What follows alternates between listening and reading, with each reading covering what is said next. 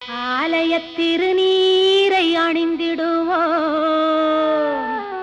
அந்த ஆயிரங்கரத்தாளை பணிந்திடுவோம். ஆலய திருநீரை அணிந்திடுவோம், அந்த ஆயிரங்கரத்தாளை பணிந்திடுவோம்.